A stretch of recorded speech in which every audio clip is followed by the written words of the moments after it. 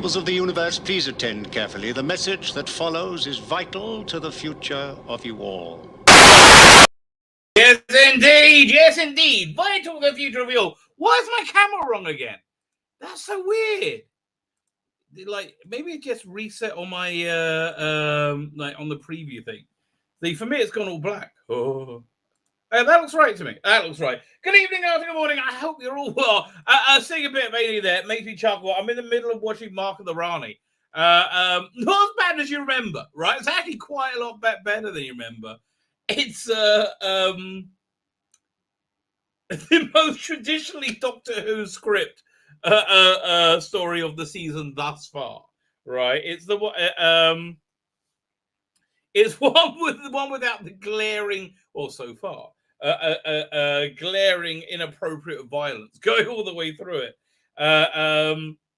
peppered through it, I would say. Which again, I strongly agree with Michael Gray, right, when he says it was there because they didn't know what else to do, right? It was somewhat the era, right? The mid '80s, a lot of excess. People were suddenly had a lot of money, and they could smell money coming. That was the thing. People saw how good the economy was. Oh my God. 85 was the year when people were like, yeah, we're going to make a few bob on this. And we did. Listen, I think the vast majority of people ended up with a much higher standard of living by the 90s. Right? I think the standard of living rose across the country. Right. And, listen, look, I'm not a big fan of excess in either direction politically. I think there's room for both left and right wing ideas simultaneously. What I like about right wing stuff is accountability, right? You get to define who you are and what your life is, right? You're accountable for yourself. I quite like that. I do like I think there should be a compassionate system with social welfare, with a social safety net. But like the more and more I look at it, more and more I think of it, I really genuinely believe that, and I don't know how many it is, that just so many of these woke celebrities are stupid and they believe it, and like they've been brainwashed, right? They've been I genuinely don't believe Seth MacFarlane's into grooming, right? I don't think he wants to harm children or allow harm to children, right? I genuinely believe that. I think he's a good person. I really do, right? I just think he's been he lives in a sea of falsehood, right? And I just think that sea of falsehood is about to dry up. I really do. I mean, I don't know. Listen, I've had a rough week. My whole family's had a rough week. I heard somebody else had a rough week. Maybe it's a thing going around. So, okay, this is the way my brain works, right? I always go, well, why did God do that? Why is God doing that, right? And when I see a trend, I go, well, why is God doing that? So in my own family, it's been my youngest daughter was sick, and she went to hospital, and it was a big deal, right? She was in all week, right? She's coming home tomorrow, but then she's coming home for Sabbath, but then she's going back again for another day or so. I think it's mainly for observation. They know what's up with her. She had this swelling inside her skull, and although they don't know why. Yeah, it's one of those. It's like just a syndrome people have. So they finally got her on this medication, but they got to get used to it, and they have to monitor during it, right? But it's wherever she goes, she gets quite ingrained, right? She's like everybody's best friend by the time she comes home. And she really is. It's like she turns into norm, right? Wherever she goes. So that's basically what's happened to her in hospital. But so her life was massively disrupted. And you're going to go, well, why did God do that? Right? What's up with that? Everybody around her life got disrupted. My wife isn't comfortable with relatives staying alone in a hospital overnight. I'm like, that sounds kind of nice. Sounds kind of nice and peaceful, but okay, whatever. So she slept with her the first night. I really didn't get any sleep, and then came home the second night while my daughter slept with her the second night. And boy, man, did they both regret that. Both daughters are like, nah, right? They really regretted that. So then my wife slept there last night, and then we convinced her it's okay to stay there alone tonight, right? She's like, it's okay. She's in her 20s. Like, it's like she's not a kid, and she's very independent, right? She's very independent. But okay, so being sick though is like that really pulls the rug out from underneath you. You got to ask yourself, why did God do that? Right? It disrupts your entire worldview. Same with my wife. It pulled the rug out from underneath her. Like, well, why did God do that? So, my life massively disrupted as well. Like, oh my God, let me tell you about the stress fest of this day. Oh my God, the first 3-4 hours a day was just relentless stress. Okay, so we have this cute little kitty cat called Ninja who adopted us. And my daughter took him in. He's blind as a bat, right? Can't say a bloody thing. So now he's quite affectionate towards me. He's like filled out a bit. He's snuggly. So I like Ninja, right? I get on well with Ninja, but he's not allowed to roam like a regular cat because he's blind as a bat, right? So normally in the morning, I go out in the garden with the dog and the cat, and they pad around for a bit. I study the day's Talmud. Anyway, and so, but today that didn't happen because we had a guy coming, a fix-it guy, fixing lots of its, right? We had lots of things, but I got the crazy dog, Daisy. If she gets out, boom, gone. I mean, she's like, eh? And she's, I wouldn't say one of the world's great thinkers is Daisy. She's a big feeler, not a big thinker, and she's still under 2, so she's still like got that puppy like thing going with it, right? So Daisy's been hanging out down here with me in my basement a little bit. So I just shut the gate so she couldn't get out. So yeah, that doesn't take much to fox her. But the cat, on the other hand, that's a different thing. The cat is Tom Cruise from Mission Impossible. That cat can get his way in and out of anywhere. I'm not even joking. I saw him climb up the side of a building once. I literally, like Tom Cruise, like dun dun dun dun dun dun. He was actually doing the theme music as well. It was very cute. We're doing a little kiddie guy. Meow meow meow meow meow meow meow meow. That's not entirely accurate. But he was climbing up the side of the wall. I mean, okay. Here's what happened. He was climbing up the side of the wall when I did the music. Okay, so it was kind of a joint venture. Anyway, I digress. The cat, though, I was like, "Hey, what are we gonna do with the cat? The cat gets out. Like this cat's like, who knows? Probably just come back." But I like the cat. Okay, so my daughter said, because my daughter's cat basically said, "Oh, no problem. You can lock him in my bedroom for a few hours, and he'll be fine with it." So I did that, but I felt, oh my God, I felt like a commandant of a concentration camp. I was like, oh, you go, Ninja, yeah, lock you in. I'm such a sovereign. I was not happy about it, right? I was not happy about it at all. And then, okay, this is the most Jewy thing ever. To add this, so my days, I'm always, firstly, I'm stressed. My wife's away. Okay, I was like, I don't like. It's very quiet. I don't like it. Right. Secondly, I'm stressed that like the dog's down here and the cat's upstairs, and I got to make sure they don't get out. Okay, just so I had to get that all done. Right. And then to add that onto the stress, right? Normally at 12:30 I take the dog for a walk, but we couldn't because the Prohibition Pickle Man was coming. Who's the Prohibition Pickle Man? It's quite a good deli that we ordered some deli from this week, basically. They have these croutons. These which my wife likes lots. So she got like about 20 things of them. So I'm trying one of the croutons.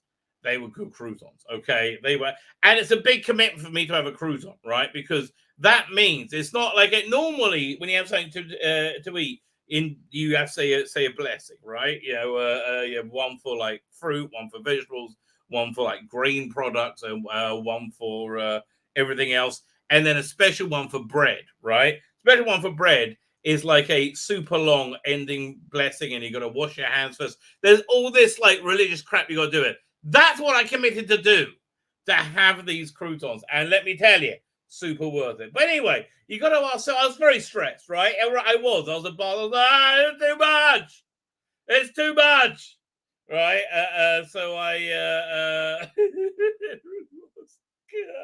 was very famished. So anyway, so yeah, why's God doing that, right? Why's God doing all this, right? That was it yesterday, or yesterday was a nightmare.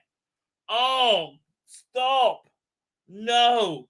Okay, around 2:00. I uploaded my main video yesterday, right? I uploaded early, and it had the Sophia Miles clip in it of her going.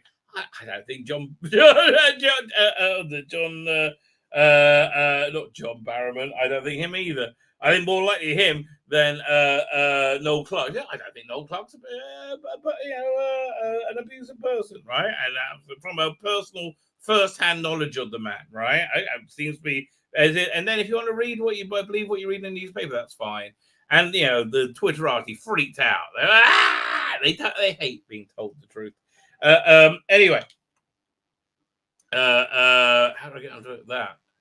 Oh yeah, so I had that. So then I realized I didn't splice in the audio. I'm like, I better do that. So I redid the video and uploaded it. Right? But as the video was re-encoding, my computer kind of like stalled and crashed. I think there was a thing called Adobe Creator Cloud that blew up essentially.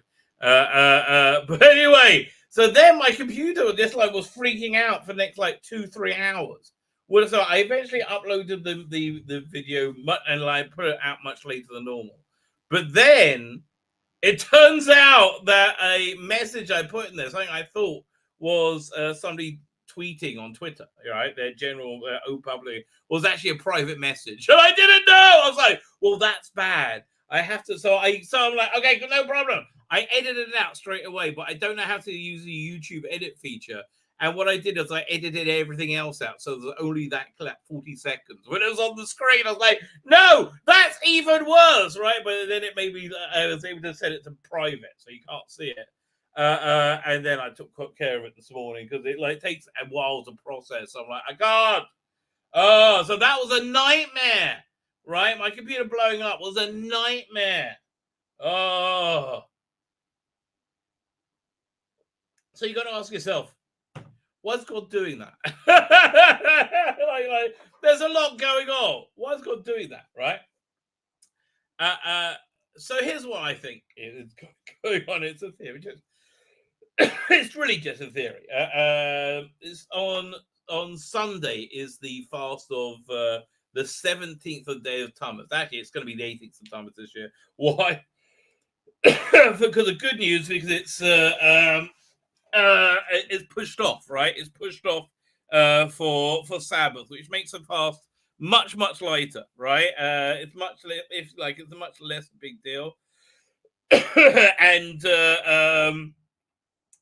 basically it's a good omen, right? Because it also means a super big fast. So that the one on Sunday is from sunrise to sunset, so it finishes around 7 o'clock my time.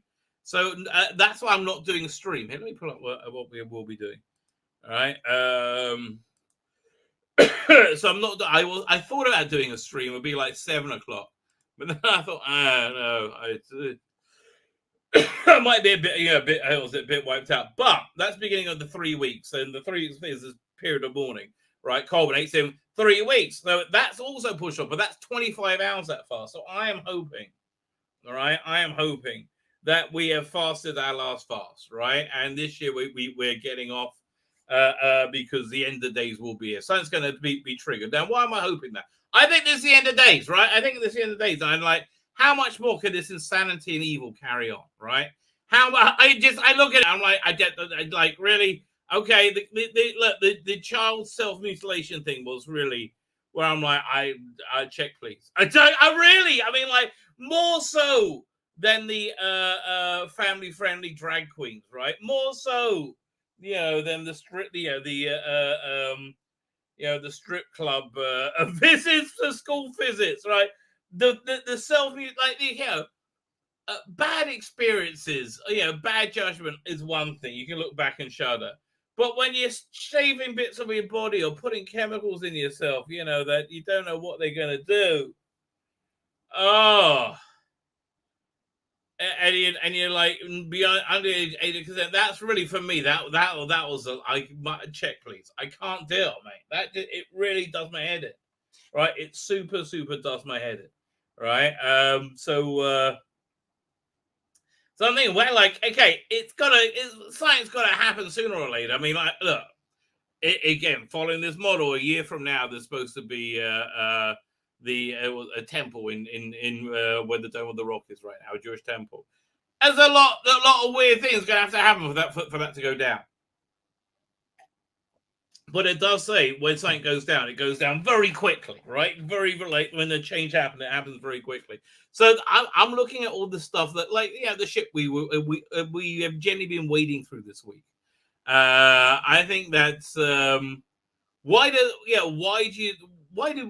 you have problems, right? Like, what are problems for it? So the first thing that my rabbi ever told me before I was religious, it essentially made me religious this life, right? And it's not actually, I don't think it's universally true. But so why does God get, but the audience he was talking to, it was universally true for. He also said, so why does God give you problems? He said, to get your attention, right? That's basically it. That's it. But I think it's more layered than that. It's to give you an opportunity to be better, right? To stretch yourself and be a better person. So my wife didn't want to sleep out, right, in the hospital with my daughter while her mother's going through a major life change, right? Her husband is having to move to like a rehab facility, and he's basically out of it. Like, he hasn't been like lucid, right? I mean, he's been lucid, but not like solidly lucid for months, right? He's had surgery. He's having a complicated time. Poor guy. I feel very bad for him. So he has to go to this rehab facility. She hasn't been alone for like 38 years. So it's like she didn't know you could just get a COVID test, for example. Like, she doesn't have to do anything. I was like, so she's got my wife's got that going on as well. So we've got a lot of stress, right? A lot of just things going on. Why's God doing that? So, like, I think the act of giving is meritorious, right? And if we're going to get to like some kind of apocalyptic end of days event, then I think God would want to increase one's merits beforehand, right? So I think that's what's going on. Right? It's, again, just a theory, but like we are reaching a flashpoint. Could be. We are. We could well be reaching a flashpoint. I have a feeling these 3 weeks maybe something that's gonna go down. But then again, every time I say that, it happens, but it's not as dramatic as I think it's gonna be, right? So I don't know, right? I really genuinely don't know, right? But I do think, that like, really, for the next couple of weeks, now may be the time just to be an extra good person, right? That's just my advice, right? It's not gonna hurt, right? Just go the extra mile. I would recommend. And, it's actually good for you, right? And look, roll with the punches. Go with whatever God gives you. If God gives you a challenging experience, then you should embrace the challenge. Right, so I think it's more than God trying to get your attention. I think he's trying to get your attention when he doesn't have your attention. So if he has your attention already, if you're like somebody who has a relationship with God, then it's to refine you, right? Like, I can see this experience being very good for my daughter on a spiritual level, but like, on a human level, it sucks ass, right? Thank God she's doing pretty well with it. Anyway, let me show you what's coming up. Then we'll get to that. So we got this tonight. Family Ties. Yeah, listen, they are deep diving. They're pulling Jodie into a family stuff. Oh, we're gonna be looking at some of that tonight. It's a little bit cringe, mate. It's a little bit cringe. Orville, good. Fuck me. Showing it to be completely inconsistent this season. This was a good episode. I start watching it. It's an hour 15 minutes long. I go, oy vey. Oh no, really? No. Hour and 15 minutes. And it was good. It was like a good episode of Next Generation. It told an interesting story with interesting ideas, with interesting characters. I really liked it. I didn't get feeling of the finger wagging. I do get the feeling of the politics and the ideology of the writers. That's fine. Everyone's a human being and allowed to have an outlook, right? Like, I don't think Happiness Patrol is preaching. I really don't. I think I think it's saying stuff, right? I don't think it's preaching. Wonder if John Nathan Turner realized, right? Probably. Oh man, yeah. Look, my ongoing thesis is the implosion of Doctor Who in the 80s is not down to John Nathan Turner. It's down to Eric Saward, right? It really, genuinely is. Eric Saward and John Nathan Turner really should have left in season 22, right? They should have gone with Peter Davison. I get Chris Boucher. I think Chris Boucher would because he needed to be prodded a bit more, right? He would have been the producer of Star Cops, but he was too timid, so he needed somebody to prod him. What he really should have done was come on as executive producer or something like that on season 21, and kind of learn the ropes from John Nathan Turner, right? And then maybe have John Nathan Turner stay on as just as Barry Letts did for him, right? Honestly, John Nathan Turner's job, which he did very well, was manage BBC resources to produce a show, right? And the content of the show, he dictated the broad strokes, but he gave the scripting, the whole underlying backbone to the script editor. You could tell Andrew Cartmel a mile away, right? You really can. It's like the show takes a direction of the script editor. Look at was it season 18? Season 18 with Christopher Beedmed. It's if that's how you say his name. He was very science related, and it's about entropy, right? Because he's basically dealing with how to write out Tom Baker. Entropy, everything falls apart, and also they're going to introduce the idea of renewal. But it was his creative vision that that season had a shape, right? Look, did it with and then I think the bringing it was Anthony Root for a little bit, but then Eric Saward came on shortly thereafter, and they I think the Visitation is really prime Peter Davison, that the Visitation is to Peter Davison, John Nathan Turner, and Eric Saward what let me think, which was a good one. Not Robots of Death. No, go back. So Robert Holmes one. What Deadly Assassin was to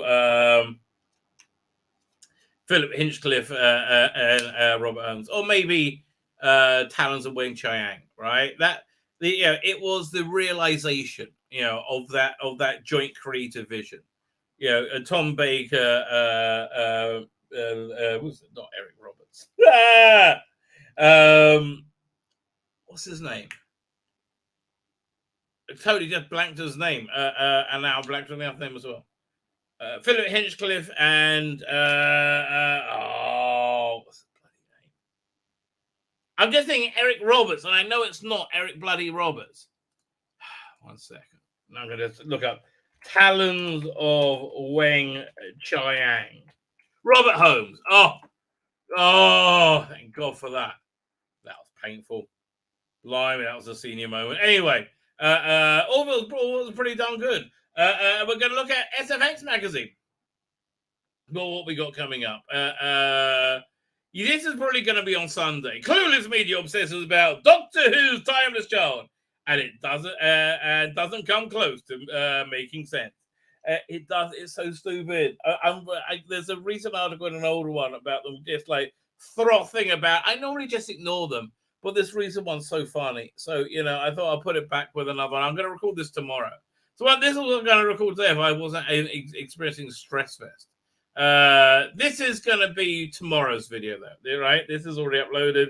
The good people in the media explain why Chris Chibnall, Jodie Whittaker's Doctor Who is the bestest ever, because it just is the bestest ever, baby. Bestest ever. You thought, look at all the records are smashing. Yes, darling, very, very impressive.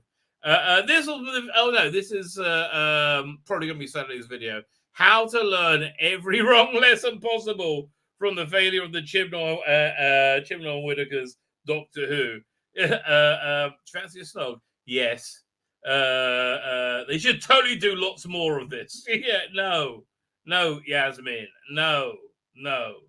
Again, I'm recording that tomorrow as well. I got that back to back. I got 2 videos going back to back. This is recording tonight in front of you, live in front of a studio audience. It's a shit issue because it's covering shit. It's boring as hell. This is one good story, one bad. Shell shock. Oh, man, it was like wading through mud. So essentially, imagine a Tom Baker take on the War Games for the first 2 or 3 episodes, and then ends pretty darn good. The ending's good. The ending's more like The Invisible Enemy, if it was good. Now, only a Doctor Who fan can really understand that, right? But you know what I mean, if you are.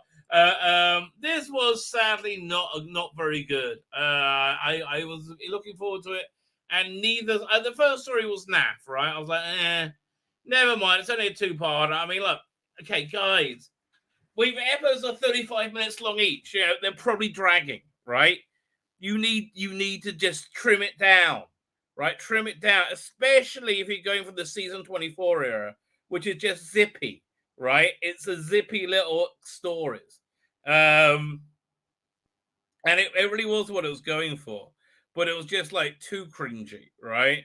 Like the 2-part Sideman story, it was basically all about having like everything having like a glittery metallic surface, right? So everything's covered in glitter glue, right? So you could just imagine the BBC set designers doing it. It's going to look like Play School on a bad day, right? It's going to look awful. And then the story wasn't very good on top of that, right? And then you had a Les Patterson type person as the not a villain, as a character. And then you got the sequel to the Rivals Operation, the Rivals Inheritance, and it's not very good. Sadly, look, the guy taken from Ian Cuthbertson never had a fair shake at it, but man, Ian Cuthbertson was so much better, right? So much more life in them. Oh, I don't know who it is who plays Ian Cuthbertson's role, but it's not the Robert Holmes double act, although it's missing the other half of the double act, right? Which is kind of dumb as well. And so it's I don't know. It's again not overly engaging. Bonnie Langford's very good. Sylvester Goy's very good. And it does try very hard to bridge the gap between season 24 and season 25 in terms of like the Doctor being more manipulative. But it's not very good. I hate to tell you. What has been very good is WestWorld. I'm amazed. I mean, I'm just amazed. I mean, this season is outstanding. It's really outstanding. So I'm just covering in depth, so I like it. This was the video yesterday. That was the video from hell. Oh, but it's over now. Did you know my character on Doctor Who is trans? Who could have guessed? Yasmin, darling. Okay. When you make something your sole characteristic, right? When you're all about one thing and one thing only, it's not surprising when your character has to be that one thing, right? I am sorry.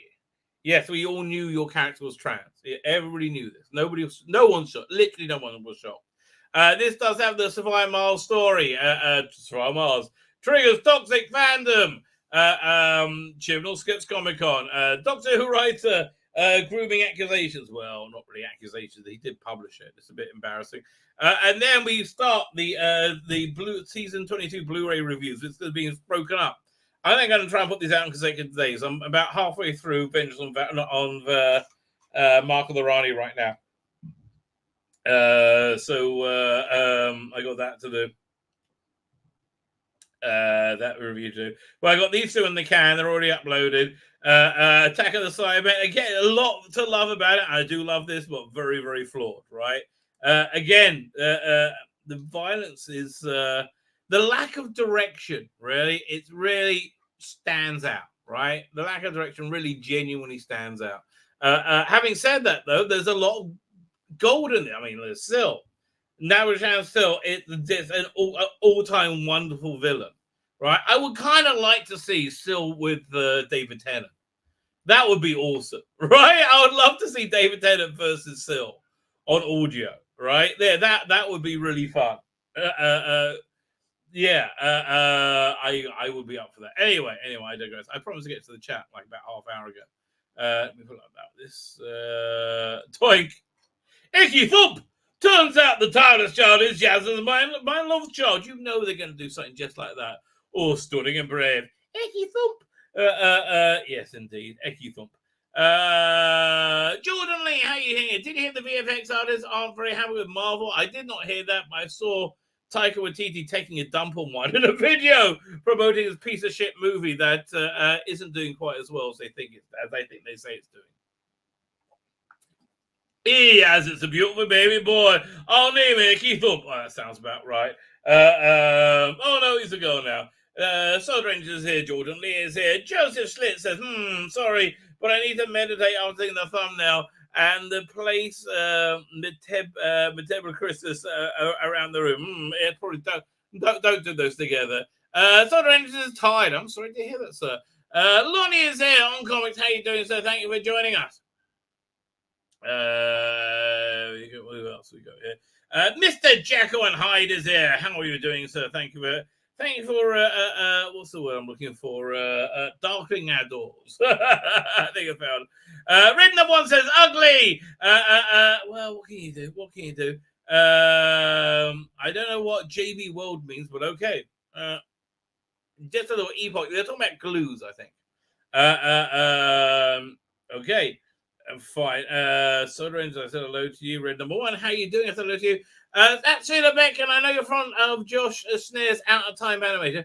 Fond. I look. I really like fan creativity, and I really like that he went to the trouble to do it. Is it to my taste? Not at all. No, not at all. I would never. But it's like. I love that he did it, man. I love that he did the work to do it, right? And I think that if you like that sort of thing, I think it came out very professionally, right? So good for him. Yeah, so that's what that's never something I'm going to sit and watch, but good for him. But frankly, it's utter wank. Well, okay, there is that. Worse than even Peppa Pig. Well, yeah, it's not great. I agree with you. I do agree with you. This is calling somebody from America. It doesn't matter. Who else we got here? DC, how you doing, sir? Thank you for joining us. Mr. PC Gamer Forever, thank you for joining us. And so, Shinemaker's here. How you doing, Saul Shinemaker? I hope you're having a very good day. Rabbi Alert says red number one. He's here, you thought. Rabbinical blessings, one and all. And to you, sir. Andrew Smart is here. I love the Rani. Tech Tune is a poor ripoff. Oh, not even close. Not even close. And boy, please, Russell, give us a Gillian Anderson Rani. She'll be perfect, right? She can, really? Another one? Should I pick this up? I'm gonna pick this up. I think it's a cold call. Hello. Let's see. Who is this? Hello. Hi, who are you?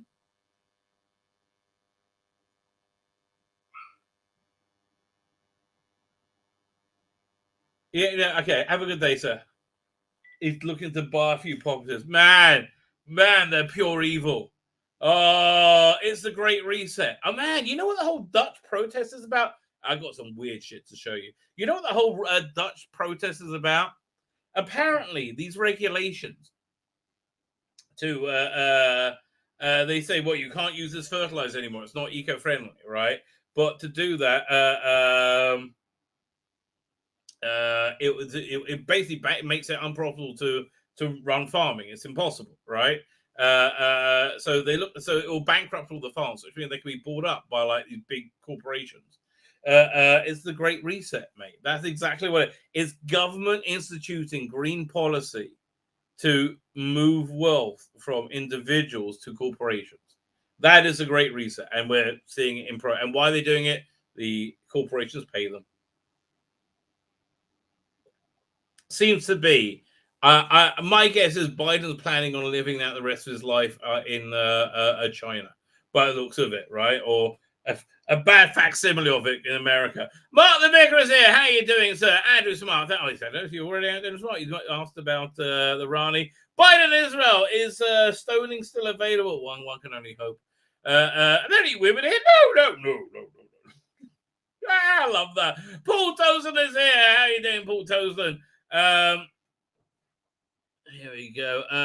God, the Orville was woke as shit this week. I thought it wasn't woke. I thought this was the first week it wasn't woke. All right. And I got an interesting clip from Colin Baker talking about being woke. Em is here. How you doing, Em? Thank you for joining us. We should really look at that in a second. PD Richards here. How you doing, PD? Thank you for joining us. Let's watch this little video from Colin Baker. Colin Baker here. No, so Tom Baker here. Politics has replaced religion, says Saul Scheitek, for many people. And that's intendant problems that come with that. Yes, that's why we can't have this. We can't coexist anymore, right? That's exactly why. Because these aren't like minor differences. These are now pure core differences, and we think people who don't hold them, or at least the crazies do. Think people who don't think the same way as you don't do it because they're evil, right? They're pure evil. Yeah, so let's check this out. Oh man, we got a bunch of stuff to get to.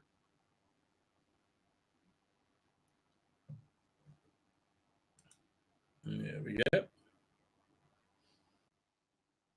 There's no shortage of stories, but clearly for Jodie that time is coming to an end on screen, and we're going to be getting someone else carrying that torch in the on-screen versions of Doctor Who.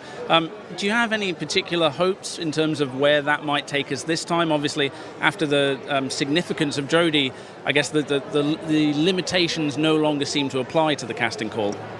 Very true. It could be. I mean, I'm hoping it's a human being. If we get a three-legged aardvark playing the part. Okay, so he seems to be going against what he's been saying up until now.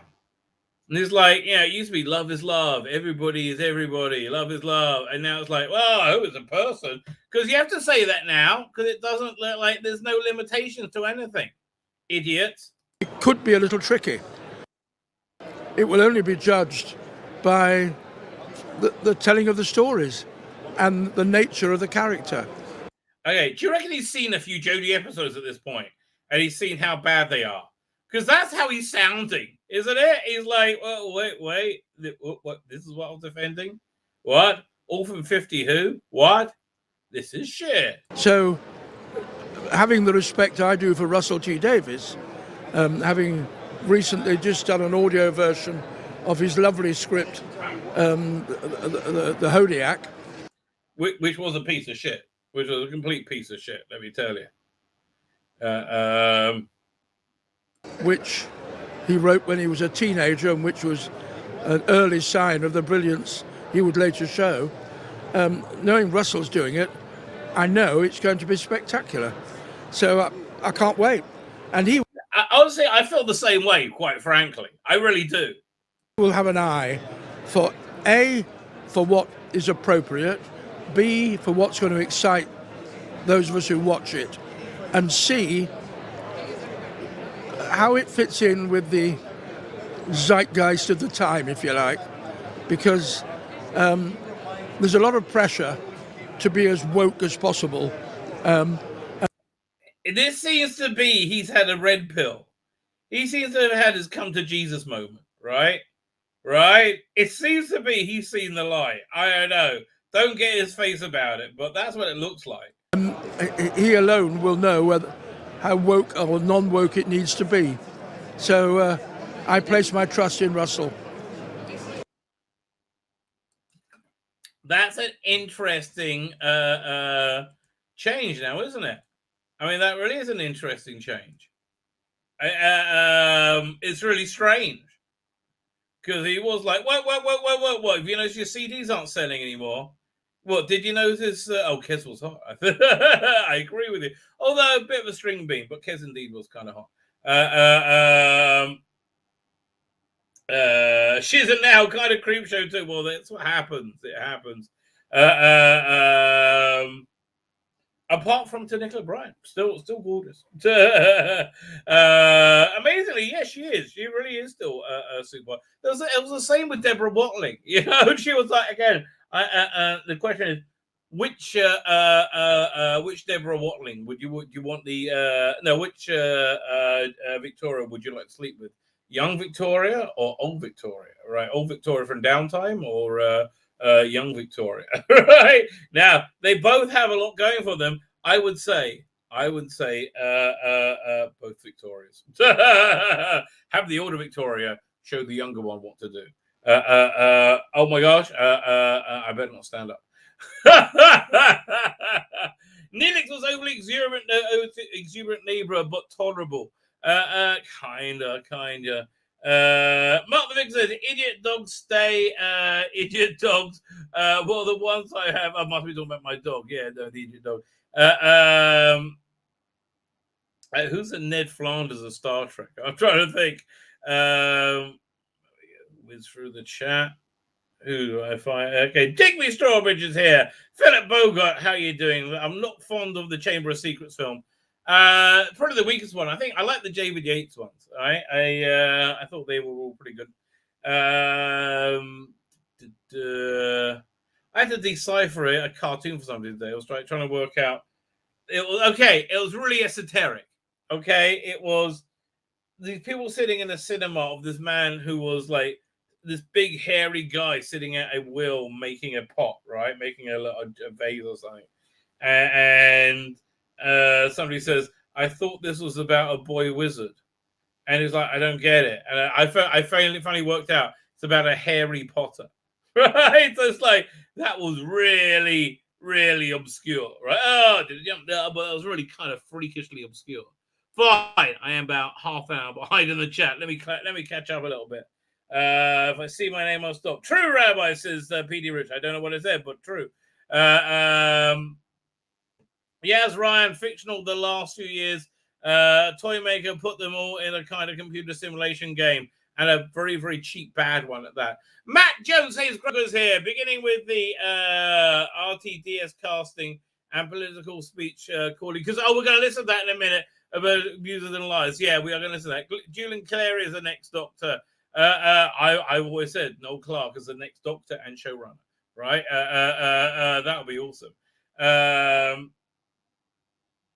Yes, man. I do hope he just starts making stuff again and bypasses mainstream distribution. Goes to like sells the stuff directly to Daily Wire, right? Or something like that.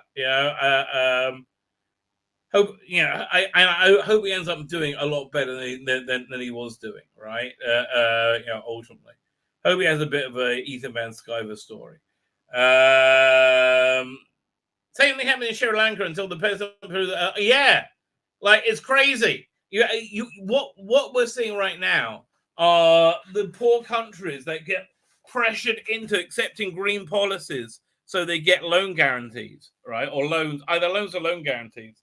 And now these are the results of the green policies. They're designed to bankrupt working people, and so their property can be bought up, their land can be bought up by corporations. That's what the Great Reset is. I mean, it's happening. Blows my mind, man. We live in crazy times. But I do think. I think we're at a flashpoint. There's just so many things going on.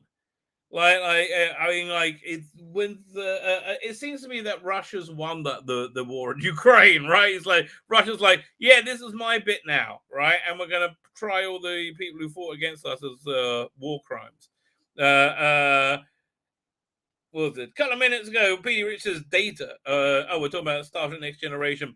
Neelix. So the tonight's Orville, I found it as enjoyable as a good episode of Next Gen, right? So I am reasonably on board for that, right? I thought this episode was a good one, right? We are definitely going to do a deep dive review. Fine. Let's get to the next. Have we caught up with the chat? Let's get to the next video. Share. Fine. There's a few. Okay, this one I want to do because this is freaking insane. This is fascinating, right? Because this is being shown by both sides of the political aisle right now. Thank you, Mr. Chairman. Thanks to all of the... As a slam dunk to prove that what their ideology is correct, right? And it's fascinating because I see it being shared by right-wing people and left-wing people. All of them saying, aha, we proved ourselves right, right? And it's exactly the same thing. So here, let's watch this together. It's only a minute or so long. Witnesses for being here. Before I want to visit with you, Ms. Matsky, but before I do, I just want to clear one thing up. Professor Bridges, you said several times, you've used a phrase, I want to make sure I understand what you mean by it. You've referred to people with a capacity for pregnancy. Would that be women? Many women, cis women, have the capacity for pregnancy. Many cis women do not have the capacity for pregnancy. There are also... Okay, she's got super crazy eyes going. And if you're... I mean, I would say if you're testifying before Congress, take your nose ring out. Like, what the hell? What are you, Link Angel? That's crazy. So trans men who are capable of pregnancy, as well as non-binary people who are capable of pregnancy. So this isn't really a women's rights issue. We can recognize that this impacts women while also recognizing that it impacts other groups. Those things are not mutually exclusive. So, okay. If you're mentioning all these other groups, why didn't we talk about percentages? Like, what kind of percentage? Who cares? Because it gets crazier. Again, both sides are showing this as a slam dunk. Senator Hawley. Oh, so your view is that the core of this right then is about what? So I want to recognize that your line of questioning is transphobic, and it opens up trans people to violence by not recognizing them. Wow, you're saying that I'm opening up people to violence by asking whether or not women are the folks who can have pregnancies? So I want to note that one out... I mean, I have to say, you got to be real. Okay, red number one, you believe all this crap, right? Don't you? I don't know, but you're on the Biden side of the fence, right? Don't you? I mean, I don't know. I know you don't like Trump, right? But what do you think this proves Josh Hall is transphobic or she's crazy? Right? I don't know. To me, this obviously proves she's batshit crazy. Again, the crazy eyes doesn't help, right? But we get real crazy eyes in a minute. 5 transgender persons have attempted suicide. So I think it's important. Because of my line of questioning? So we can't talk about it? Because denying that trans people... Okay, so this is the thing. Denying trans people exist. They can't... They believe this to be 100% true. By questioning it, you're denying it, right? There are people who believe the earth to be flat, not round, right? And I don't believe the earth to be flat. I believe it to be round, right? But they believe it to be flat. Do I deny they exist? No, they clearly exist, right? But they, so I don't think somebody who isn't sure here, well, we'll see what happens. People exist and pretending not to know that they exist. I'm denying that trans people exist by asking you if you're talking about women having pregnancies. Do you believe that men can get pregnant? No, I don't think women can get pregnant. So you're denying that. So exactly. I mean, no. I mean, like, say that's it. So they think it's a slam dunk. You're denying trans people exist because I don't think men can get pregnant because you haven't made that case. I mean, they're acting like it's settled science. It really isn't, but it's so weird that both sides of the aisle are sharing this going, see? Trans people like this. And that leads to violence? Is this how you run your classroom? Are students allowed to question you? Absolutely. Or are they also treated like this? Where No, they're told that they're opening up people to violence? We have a good time in my class. You should join. Oh, I bet. You might learn a lot. Wow, I would learn a lot. I've learned a lot just in this exchange. Absolutely. Extraordinary. Yep. Ms. Matsky, let me ask you something. I mean, again, We live in strange times, don't we? We live in strange bloody times. But we have more strange times. One second, let's check this out. This is funny. That's just weird. I'm sorry, that's just weird. Okay, let's look at this, which is a bit disappointing, I think. Rob Zombie is doing a movie of the monsters, and Seth McCoy's in it. Trailer just dropped.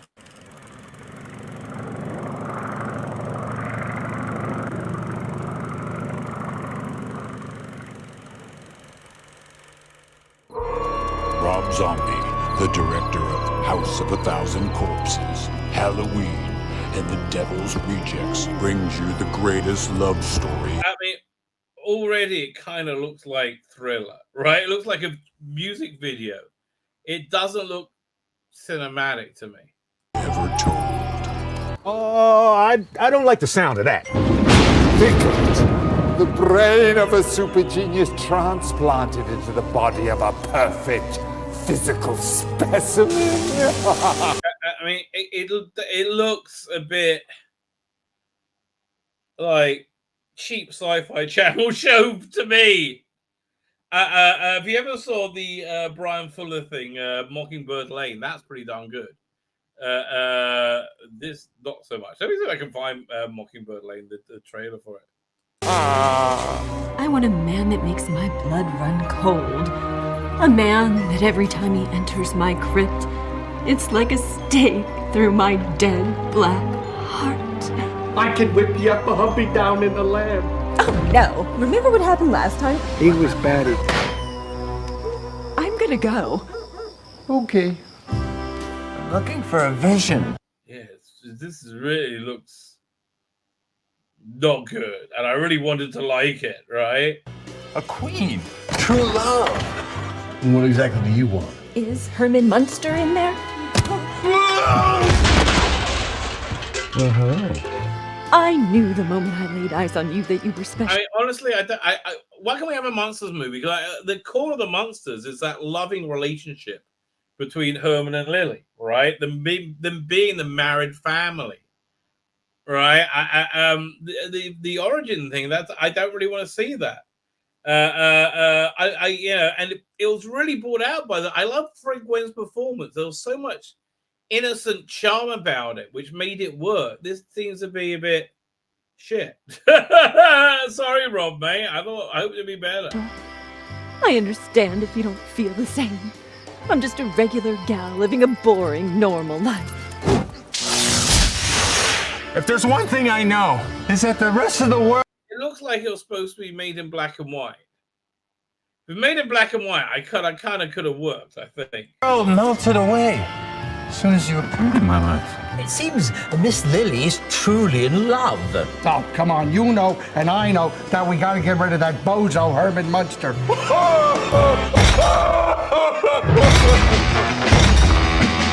Right, like instant goes to black and white, you hear the monsters music, you're like, oh, now I feel good about it.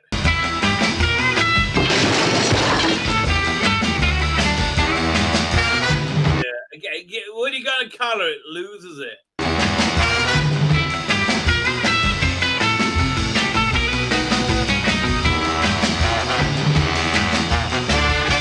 And honestly, it seems to be this is that movie to get it right.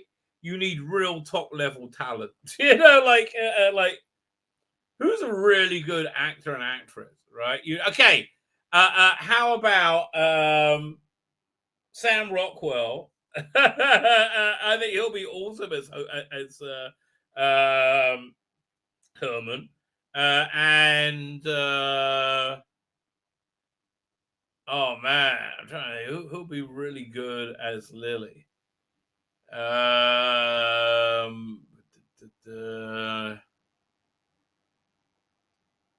think Charlize Theron, but she's a bit too obvious.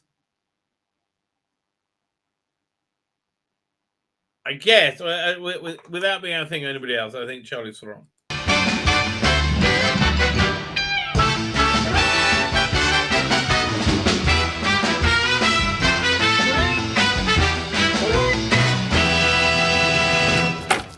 Greetings from Transylvania. Yeah, I hate this. It's really bad. That's a strange way of saying hello. Oh, I guess we're gonna have to get used to it.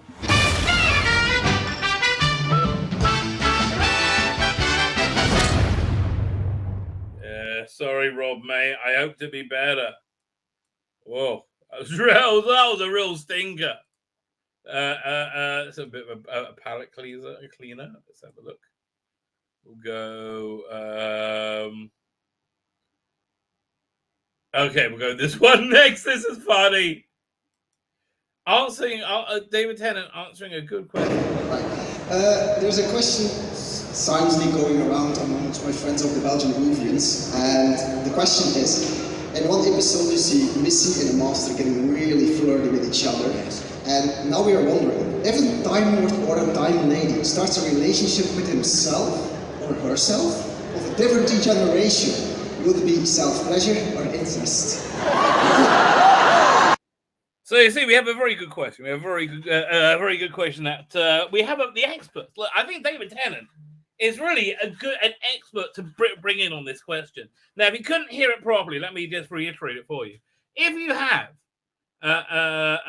two incarnations of the same Time Lord getting it together, right? Is that self-pleasure? Or is that incest, right? Is it like, which way does it go? That was the question Jess asked. Now, listen, we have David Tennant who's going to weigh on this, right? But, you know, I think we need more. I think we need more. More minds to let's create a Gestalt entity, like deep thought, so we can work out the answer to this problem.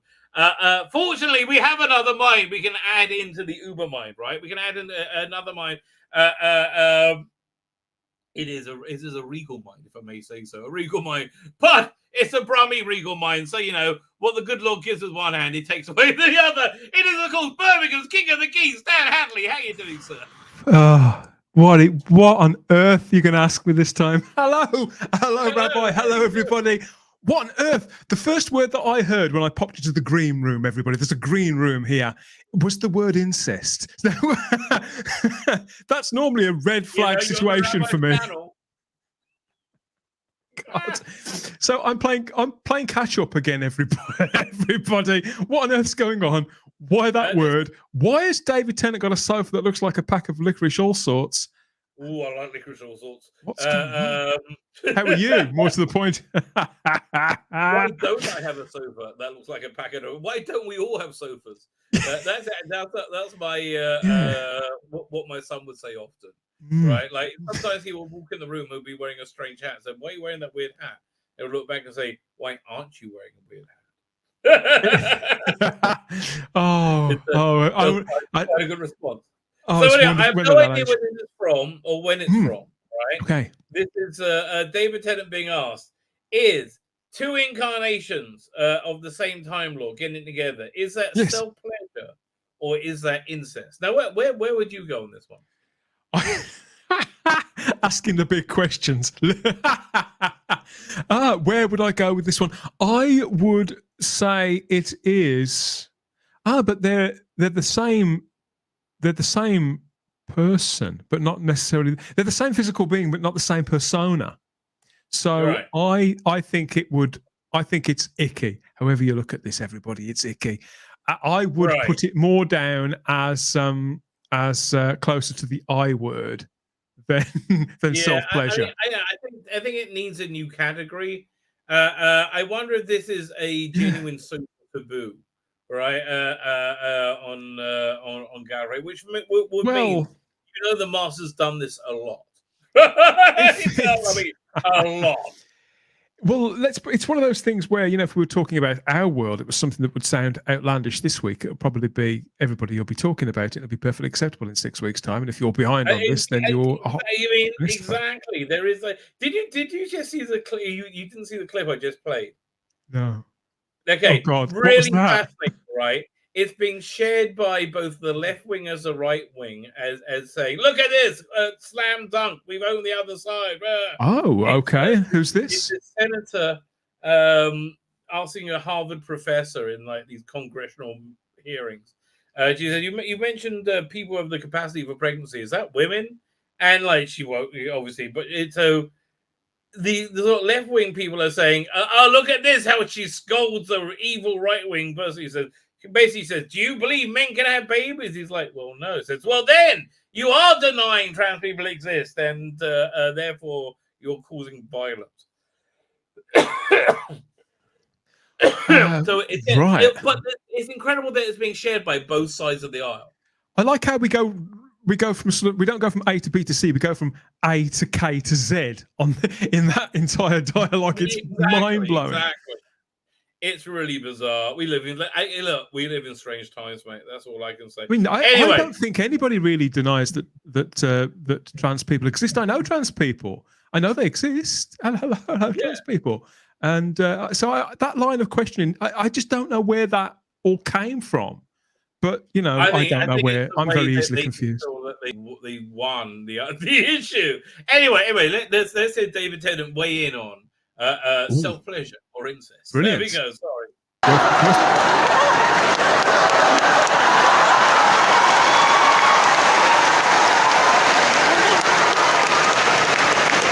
On the couch.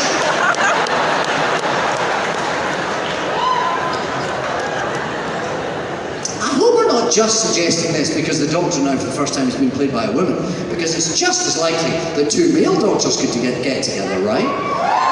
I thought it said two real doctors, then I realized it said two male doctors. Two male doctors, yeah. I don't know which two, come on. Like, okay, listen, I don't see Hartnell, Pertwee, Troughton, Tom Baker, Sylvester McCoy, or Paul McGann,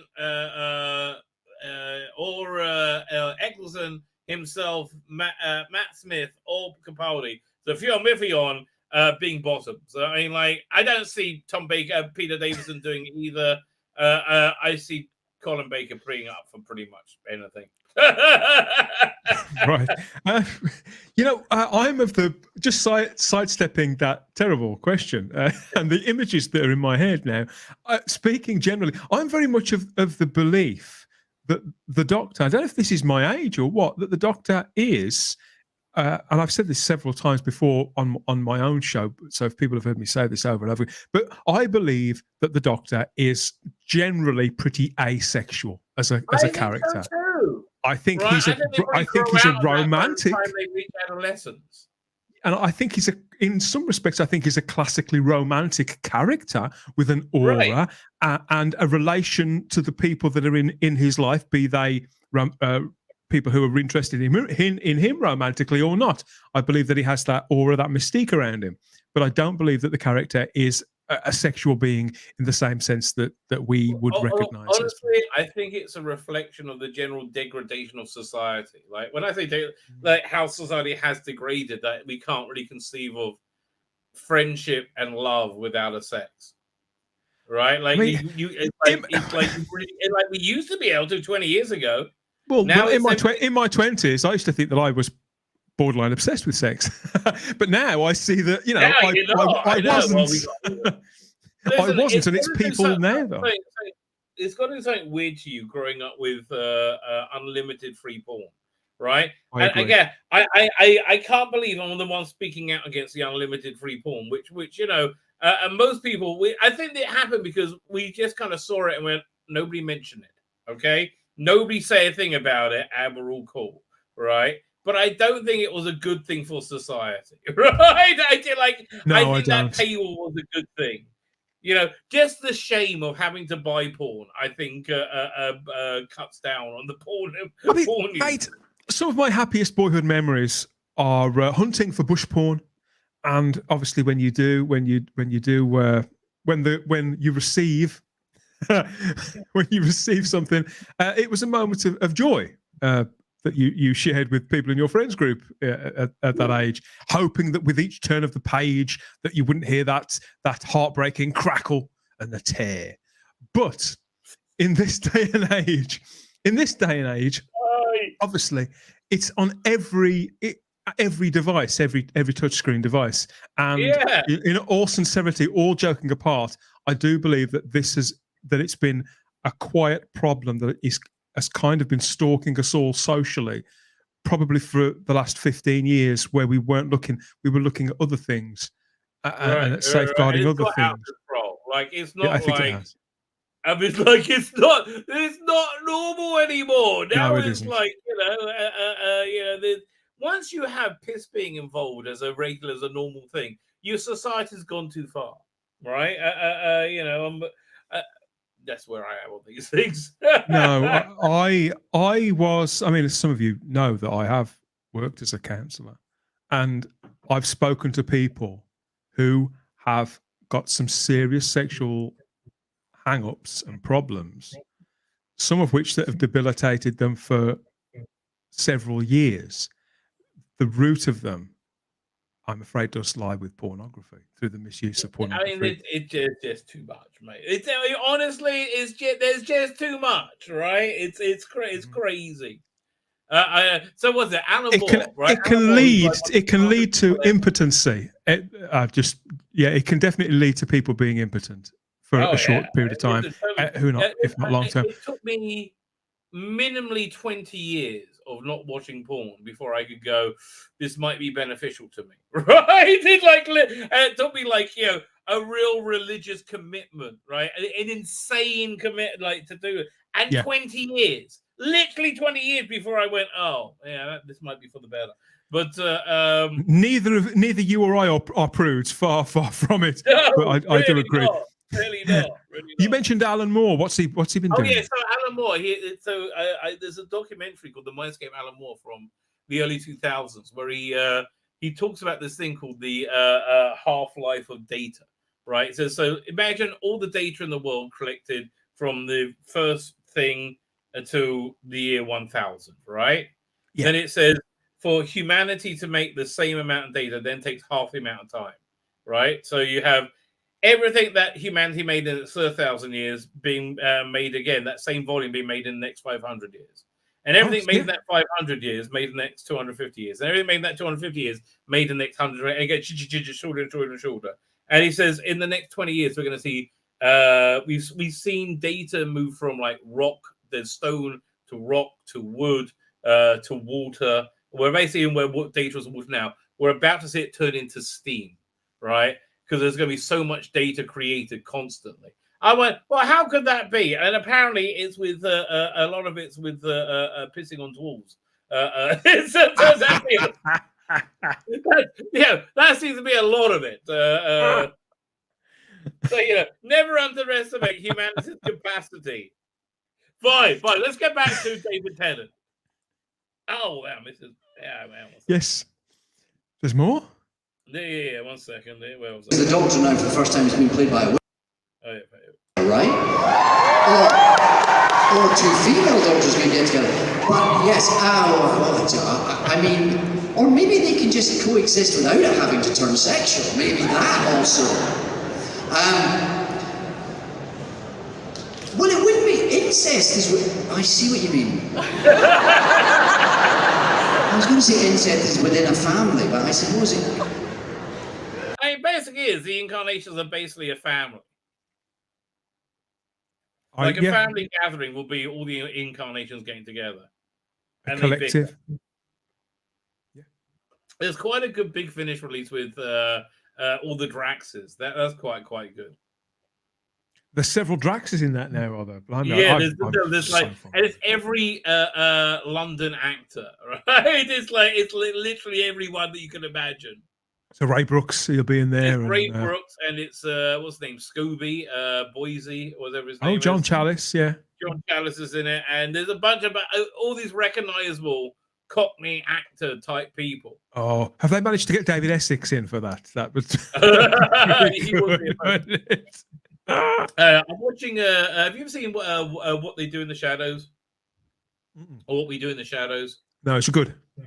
It is fun. It's like the vampire documentary, right? But they have Matt Berry in it in the TV one, and His wife is played by another English comedian called Natasha. So, and I'm watching it going, she would be, if you want to do a female meddling monk, which they did with, what's her name? Yara Greyjoy. That would have been much better. I don't know why they didn't get a stand-up actress, like a stand-up who became suddenly got into acting by a stand-up. That's essentially what you need for the meddling monk, right? That's the common thread. You have to be a comic actor.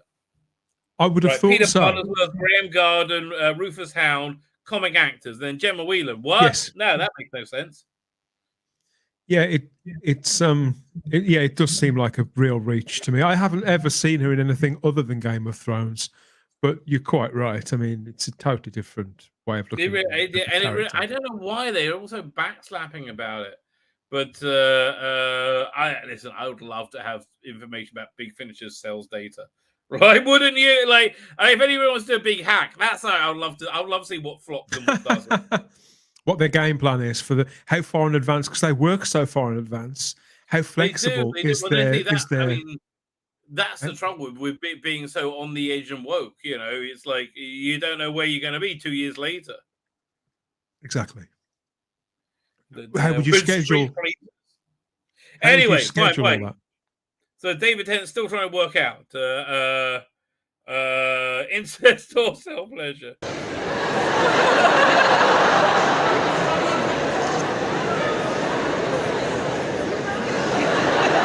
I don't think I want to know. I guess it would be, technically it would be self-pleasure. I don't think there's a term for it because it's not real. Shh. So I don't think there's ever had to be a legal argument constructed to unpack that, which makes it a very good question, by the way. It also makes me feel a little bit ill. So I'll say none of the above and move on swiftly. Thank you. Okay, fine. And then the last of the video clips I was going to look at tonight is probably something you're going to be looking on your channel as well. Ooh. Let's have a look. A bit of Russell T Davies action. I saw this morning. Yeah, I wasn't aware of it spoken again. Like, honestly, as somebody who leans more right, I'm really not upset at all. We will go through it. If you can hear it. Yeah, I can hear it. Only Jeff. I'm sorry, the sound's not very good. Thank you very much. That's amazing. Shooting new all the time. Thank you very much. This means a lot. It's such a serious subject to talk about because a friend of mine wrote to me. Yeah, one second. I'm going to turn it up so I can hear it better. There we go. Hang on. Maybe it'll come through my speakers as well a little bit more. She's gone out and she simply said, we sent our childhood friends home to their bedrooms to die while their parents hid them from the neighbors. She said in one line, what took me 5 hours to say. And it was an honor and a privilege to write about it. And we know these members of the beautiful cast know that we... And to tell you, it's one of his best things he's done. For me, my favorite Russell T Davies thing is between It's a Sin and a very British scandal, very English scandal, whichever one it was called. Yeah, that's some of the most compelling TV I've ever seen. And to be quite honest, that last year, I can see why it didn't win the BAFTA. I thought that Jimmy McGovern's time was probably better, but it wasn't by much. And it was, It's a Sin was a TV show. I mean, I can't knock Russell T Davies for his work. His track record's incredible. Yeah, but he goes on, then he goes off a bit. Let's have a listen. Stand on the shoulders of the activists and the researchers and the families, the people with HIV, the people with AIDS, the people we lost, the people we loved, the people who learnt, the people living now in this situation. It is an immense privilege to be the ones briefly representing them. It's also worth saying, while I've got this stage, this was made by Channel 4.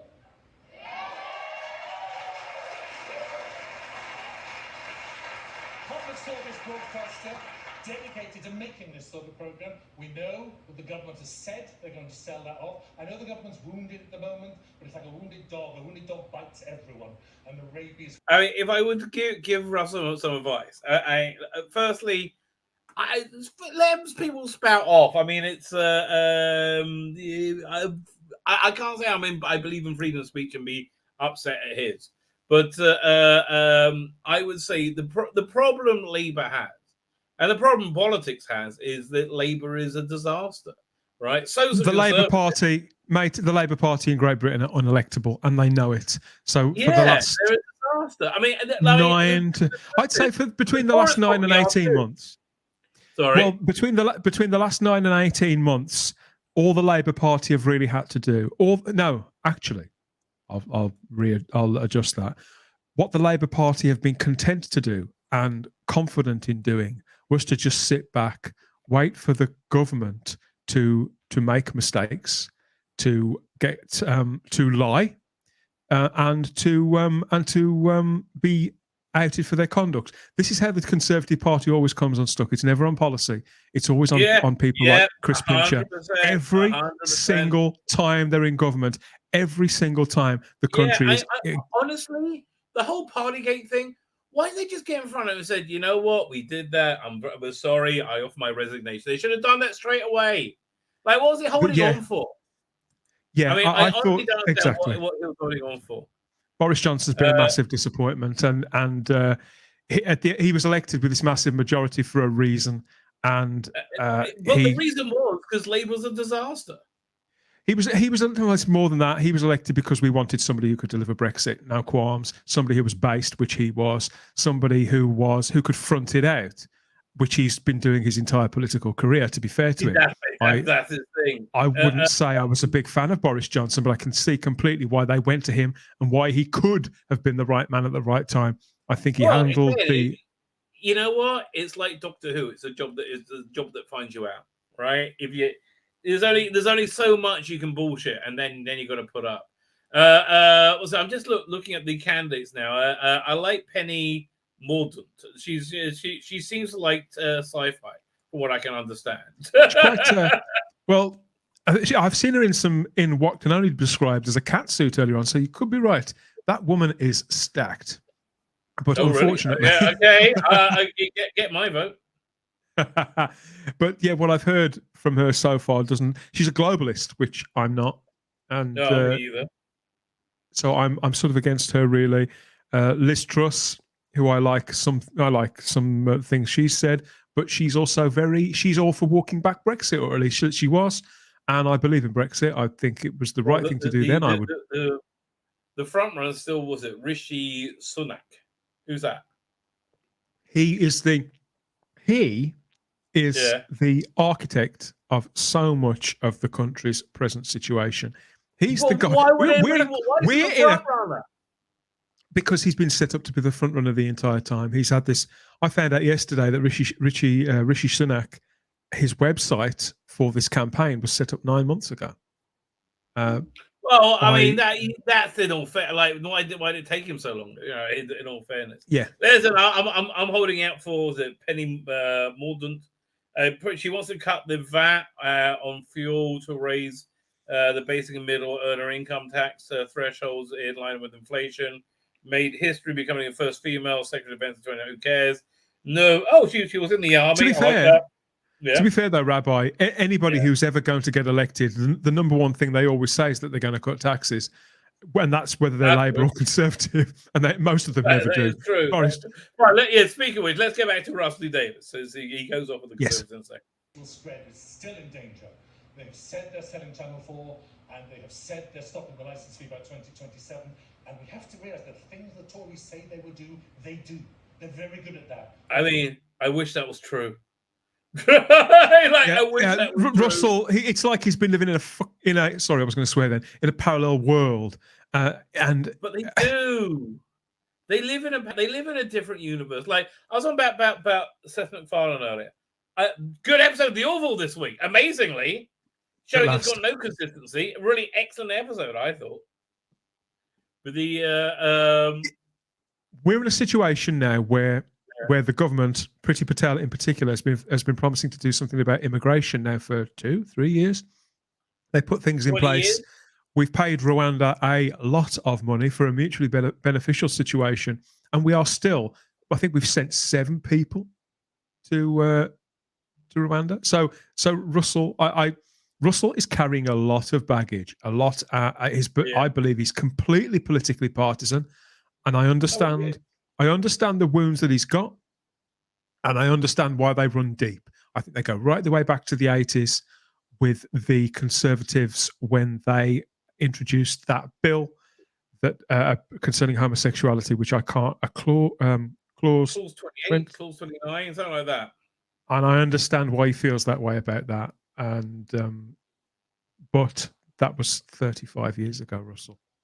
I mean, and look, I mean, I think that the needle's been moved a little bit, right? You know, just a touch. Yeah. They're not. They will do this. It is wrong. I know I'm kind of trying to speak into the converted, but there's money in this room, and if there's money in the room, that means there's Tory voters in here. Don't go together. I mean, I'm sorry. There's there's a lot of people who vote. Hello, Dees. Just came and say hello. Hello, come on, come say hello.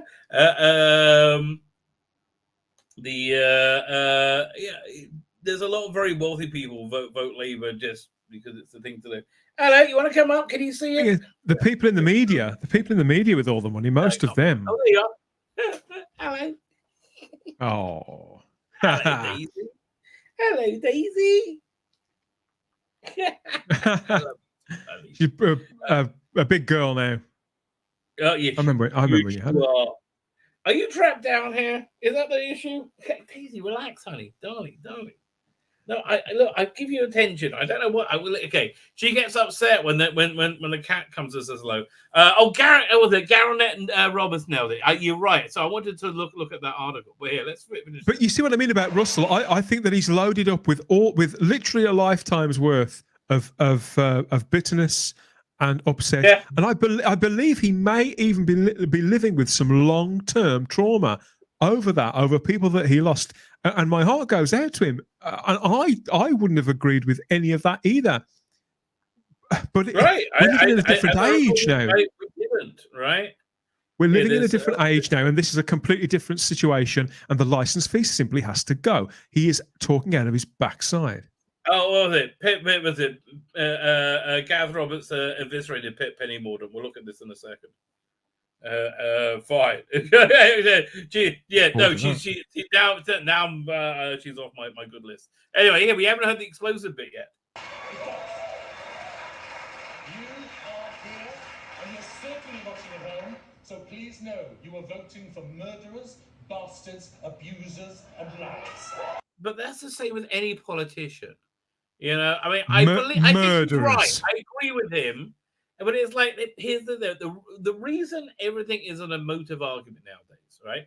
Everything is an emotive argument because our social media algorithms have worked out the way to control people and keep you on their platform is to control you emotionally, to go straight for emotion. And that's why everything is an emotional argument, because if you control the heart of the person, you can control their mind. And we see that over and over again, right? It's just like you control the heart, you control the mind.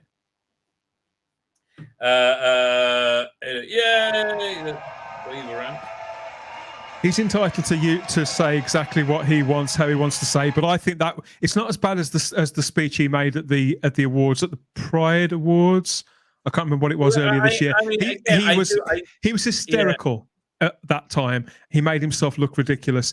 This he just sounds like he's lost the plot. So it's not quite as rabid as before. Look, it's a very difficult time if you believed in the ideology of Rusty Davis, right? If you believed Trump was the worst and Brexit was the worst thing ever, right? And you really believed it, and you've been proved wrong so many times over.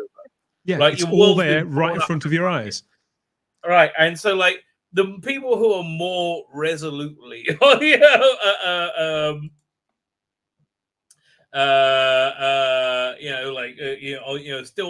on that with that point of view. Now is they're in derangement, right? I have a neighbor, and it's nothing to do with intelligence, right? Yeah, I have a neighbor totally still anything CNN or MSNBC says, she just believes it. I'm like, how many times? Yeah. How many? I mean, really? How many times do they make you look stupid? But like, When people trust those brands, they call it legacy media for a reason, don't they? People do trust those. Honestly, it's a generational thing. It's an age thing more than anything else. Anyway, here let's see what great Doctor Who writer Gareth Roberts. He has something to say on Penny Mordaunt. Why does Penny Mordaunt hate Stad's army? This is no laughing matter for the leadership contender. Let's have a look. Charles Moore has dug up quite a quote from the Tory leadership hopeful Penny Mordaunt today.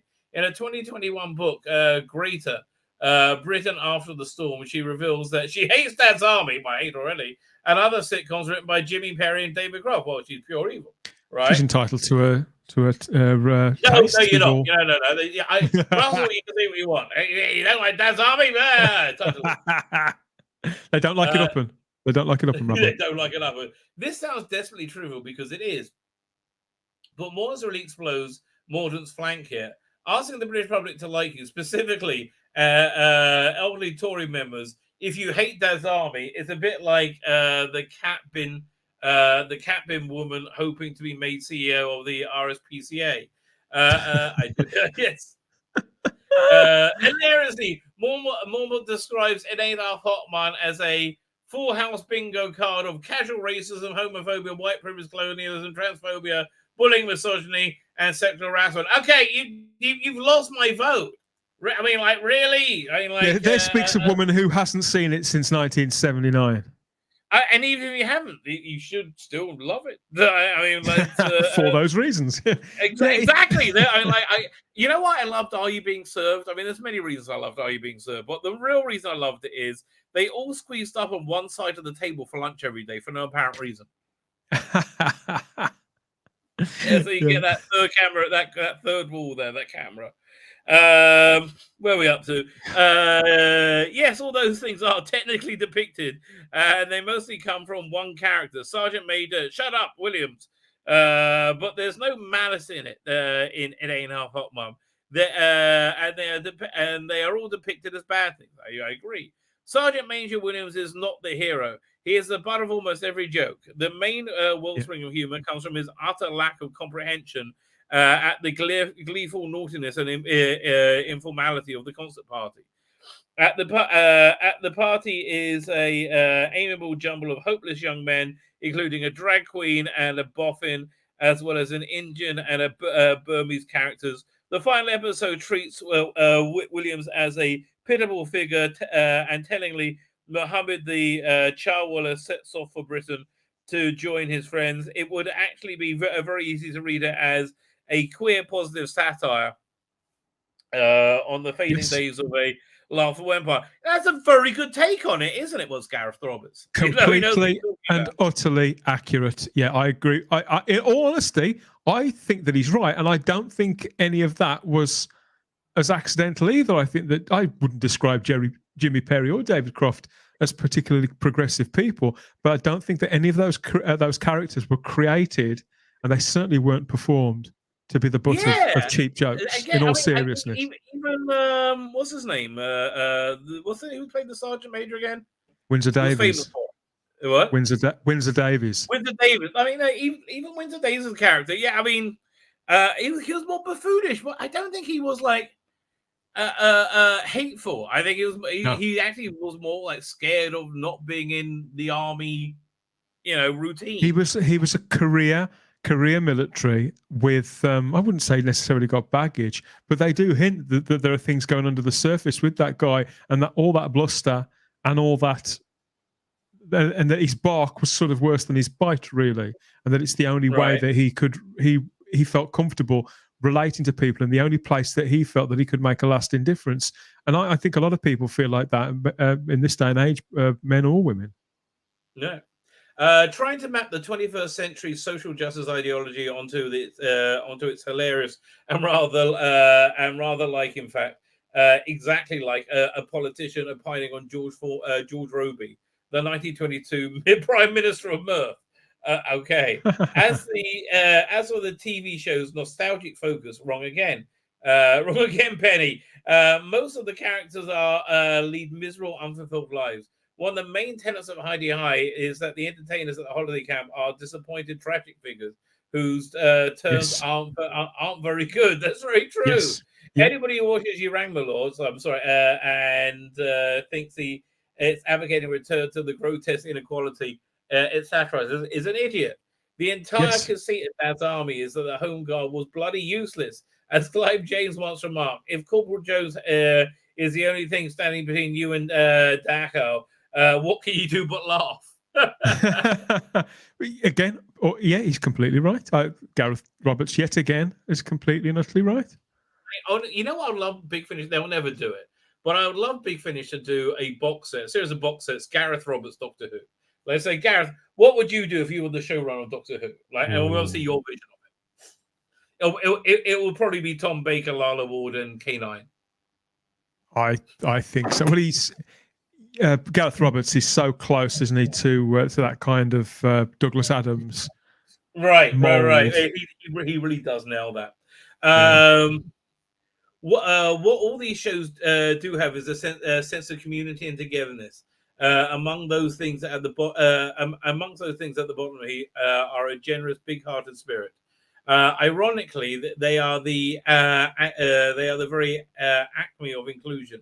Melvin Hames' Camp Gloria Beaumont is the leader of the gang, loved by his mates, and outrageously open lesbian sissy Meldrum of You Rang My Lord is a social reformer, the only person upstairs that the downstairs unequivocally take to the heart. So what is Mordaunt doing here is common among politicians desperate to display their progressive credentials, making confident pronouncements of love or hate of a cultural artifact that in the mistaken belief it will make you look hip. Yeah. Oh, 100%. David Cameron's toe-curling professional love for the Smiths, Gordon Brown's love of Arctic monkeys, and Jeremy Corbyn's and what he senders. Let's not forget the downfall of Boris Johnson began with Peppa Pig. And it doesn't make them look like one of us. In Mordaunt's case, with her electorate both small and potentially very large, it could be suicidal. Bye Penny. Well, it certainly blew her up for me. That's for sure. Yeah, he's right, isn't he? I think it's a total kind of that's behind the Wizard of Oz's curtain there. He's nail on the head moment. Oh, what yes. Is here? What is as if by magic. This is you tonight. Do you have to go shortly? I've got about 10 minutes, but I wanted to remember to get a plug in because this is Type 40 Live later on, mate. Type 40 Live at 8 p.m. UK time with myself and my various companions. We've rounded them all up for more Doctor Who talk with you for a couple of hours this evening. The good, the bad, and the ugly. I'm not sure which River song is. I definitely not ugly. I still think Alex Kingston looks beautiful for a woman of her age. Yeah, absolutely. We've got a Chris Chibnall, bit of Chris Chibnall sort of news coming up now. As you may know, Chris Chibnall has kept very quiet lately, but I've squirreled something out, so we're talking a little bit about that, and we've got stuff about Ncuti Gatwa. We've got what was it? A jukebox full, of Doctor Who classics to be talked about later on. So don't miss it from 8 o'clock tonight on the Spacebook channel. I was going to ask you. What was I going to ask you? Something about Chris Chibnall. What was it? Is he going to go? Is he going to go to Comic Con? Is he going to go to Comic Con? That's what you want to know. No, he's not going to go to Comic Con. Not a chance. No. It's like, why would you do that to yourself, right? Like, absolutely insane. You've got more chance of the Queen cosplaying as Harley Quinn than Chris Chibnall being at Comic Con this year. It would be amazing. I would be totally up for that. Fine. Listen, I was going to get to my review of this month's SFX magazine. Do you want to stay for the beginning of that? Well, in that case, I'll shoot for that because I've got that too. But thanks for the plug. I hope you're okay. Hope you're doing well. We'll have to catch up soon over the weekend. A rough week this week. Yeah. I'm trying to power through it. One of those things, everybody, where something goes I've got no expression I can use other than tits up. Something goes tits Yeah. up. I've had a real And tits up week as well. you as well. And you think, okay, and I've talked about it a few times with the people involved and friends, and and people close to me. And yeah, but after a while, you think, okay, I can stew on this for days or a couple of weeks, or I can just lick my wounds and try and move on and accept. We hear a lot, don't we? The expression "it is what it is." We hear that way too much in 2022. We have an expression in Judaism. It's a little bit more upbeat. It's Gam Zelatova, right? This is also for the good, because the basic idea is we believe that God is infinite and all loving and nice, and everything that happens, even if it is shitty, is also for the good. So we say Gam Zelatova. Gam Zelatova. There you go, Tova. Gam Zelatova. Gam Zelatova. Look at that! Look at that! Now you'll be ready for the chorus of Fiddler on the Roof at any day. Wonderful stuff. Thanks for the invite, Rabbi. Good to catch up with you. I hope to. If I see you in the chat later on, my chat moves quite fast as well. I know the problem that you when you say jumps, I get that now as well. Who said what and where? But I hope to see you later on. You always have a good 50 people watching, minimally. Yeah, there's a good chunk. I don't understand why your subs aren't bigger. Because your live streams are always huge. I mean, actually, it's for me. It's a real cornerstone of the week. YouTube don't like me. What? YouTube don't like us very much. YouTube mate. doesn't like anybody. YouTube doesn't like themselves. That's basically the truth. But we won't let them grind us down. We're going to keep on doing it no matter what they say. Type 40 live from 8 o'clock tonight and every Thursday. Cheers again, Rabbi. Hopefully I'll see some of you later on. But yeah, I hope your weekend is somewhat better. I know it's your weekend starts tomorrow, doesn't it? Well, yeah, enjoy yourself. Starts tomorrow, yeah. So Good night, mate. Thanks again. Catch you later. All right, toodle pip. Okay, let us get to SFX magazine. This month's SFX magazine. I'll open up my copy as well. So because I keep it smaller, so you can't read. But I also fog out a bunch of pages now and cut out pages because I got a copyright strike one, which I had them take down. I was really quite happy about that. It wasn't even copyright claim; it was copyright strike. I was like, really? But I had them take it down. I'm amazed that worked. It's the first time the whole YouTube complaint thing actually came out in my favor. So this issue of SFX magazine proves that any optimism I may have had was misplaced. It is an issue of relentless shit, right? Just like relentless shit. There's no, Prey looks like it's going to be shit. Looked like it actually would have been a good idea in a different universe. Sandman, look, oh god, it's so painful. All these like weird casting choices, which is just Neil Gaiman trying to be woke. She-Hulk looks awful. Just everything looks bad. Man. So we had Star Trek: Strange New Worlds. Go and don't buy any good science fiction. You go and support the good people at Cutaway Comics. There's a Demon of Evil, and I bet that's going to be quite good. Listen, it's a litany of shit in this today. Wow. Let me look at my copy so I can see what they're saying up there with the Orville. Basically claiming that the Orville has not been very good. Rants and Raves. Let's have a look at the Rants and Raves. Rants and Raves, and they actually have a real picture of the editor. He's excited. He's at the Dalek thing at the BFI. He's always excited, but he's so woke. They're all so woke. They're all so painfully woke. Let me see if I can pick out any good ones. Can anyone just pause for a couple of days so I can catch up on a load of the sci-fi shows? No, you can't do that. He liked the Doctor Who exhibition. One of them rants. So Jonathan Coates, the art editor, wasn't sure what to expect with Strange New World, but it's far and away my favorite of the recent Star Trek offerings. So on point, Answer Mount. This is a rave, not a rant. Give Shatner a run for his money. Not really. On the Christmas thing. Oh, on Christmas thing. I hear that. No, that's a rave. And he also says Miss Marvel. Okay, you just invalidate yourself when you say that. Man, It's just weird. And then the next thing it says, Miss Marvel is the most entertaining superhero since Tom Holland's reboot Spider-Man. Oh, God, I'm asleep already. Sure, okay. It looks awful. Awful. Somebody's saying, Ed Ricketts says, please stop the musical episodes where he's both while still song and dance. It was innovative when Dennis Potter in 1978. Now it just feels gimmicky. I think you're right. The amount of stuff on certain streaming services can be that is entirely without subtitles is shocking. This is just one of the reasons why shiny discs are better. I guess so.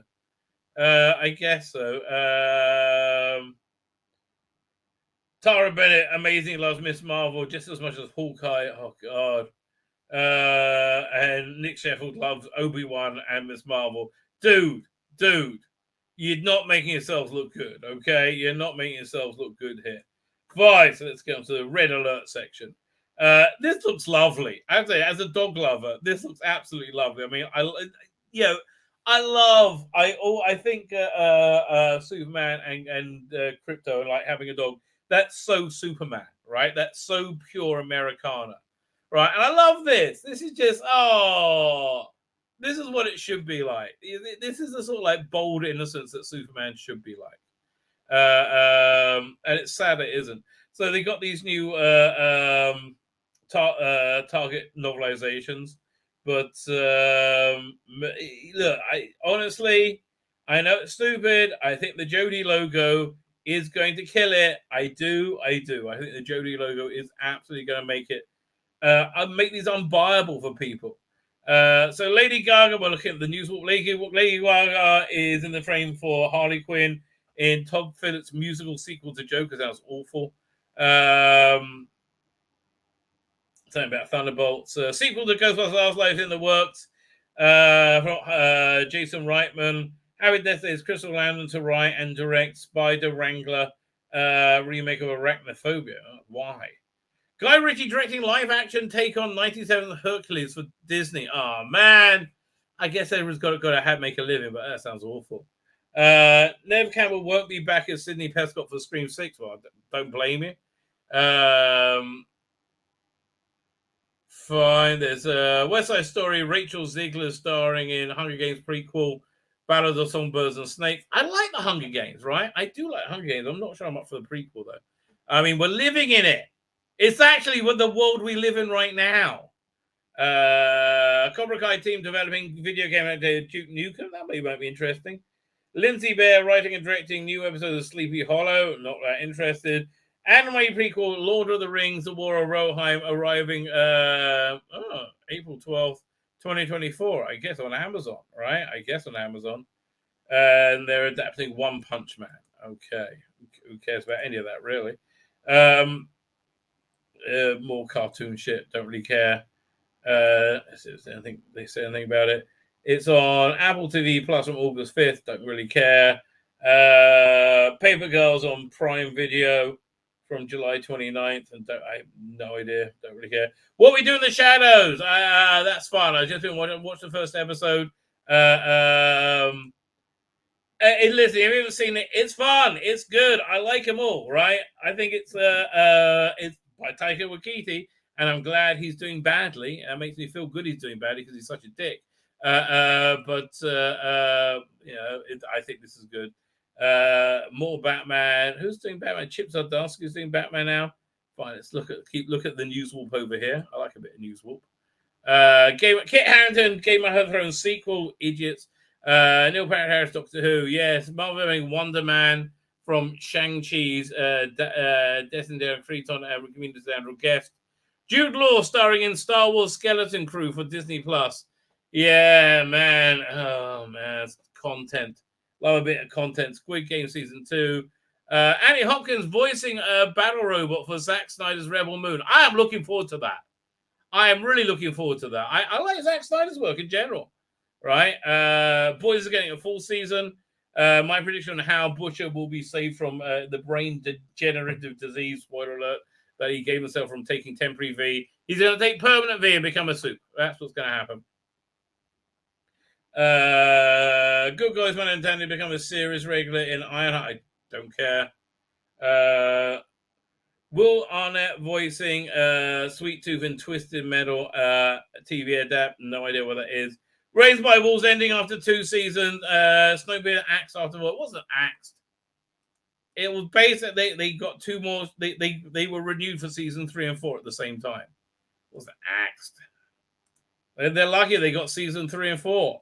They got to end it in season 3, quite frankly. No idea what this is. Northern Vampire travels to the Big Apple in new Radio Thor horror. English Rose. Oh, I like Radio Thor horror. Let's see what time. When's it on?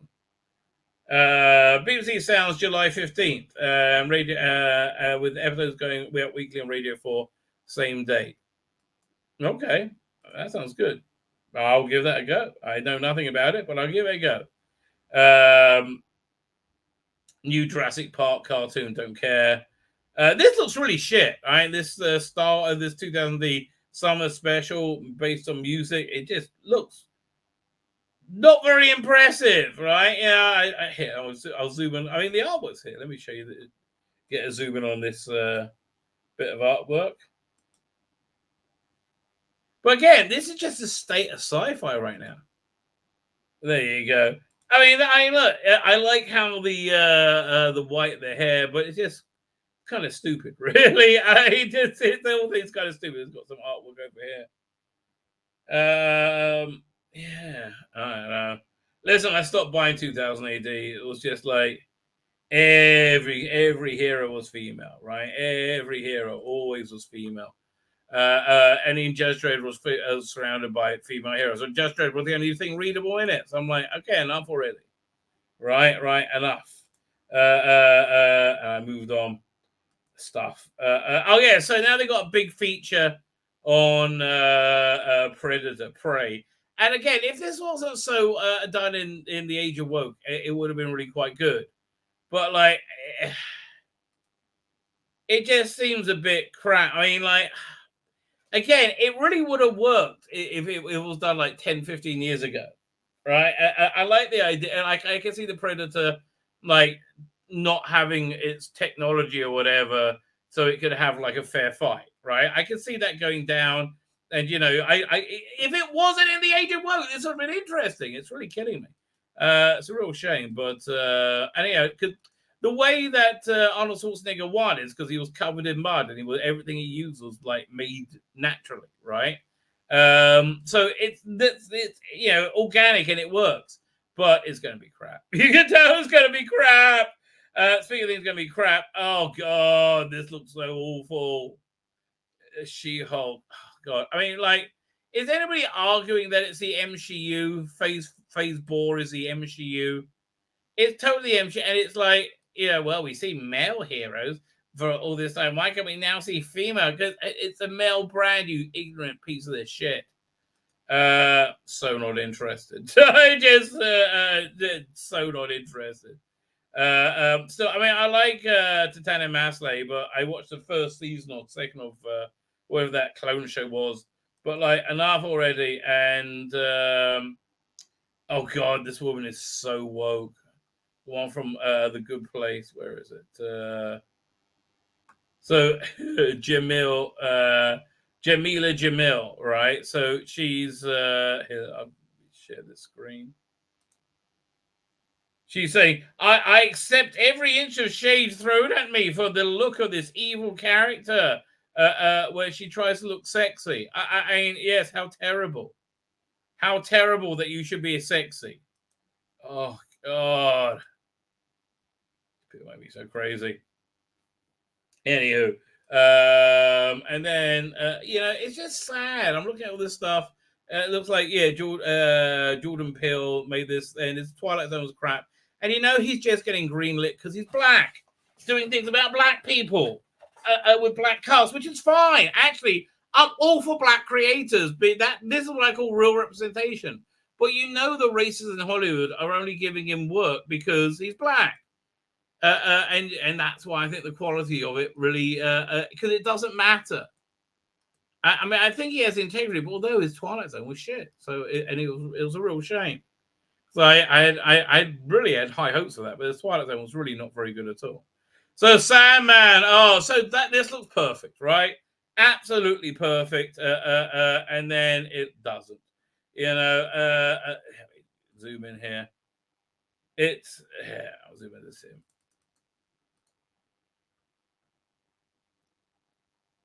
It's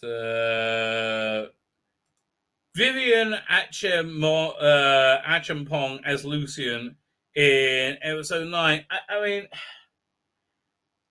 stuffy librarians don't look like bald black women, right? Stuffy turn-of-the-century librarians don't look like this. And I'm not saying, why not just make a new character? If you want to make a black character, make a new fucking character. But no, we just make a nonsensical existing character. And it really is. It's a real shame. Yeah, and look, honestly, it was like you could legitimately have trans people in Sandman. That's what the characters were. But if you're going to change Lucy, just make it a new character. I'm not even sure how I feel about the Gwendolyn Christie Lucifer. I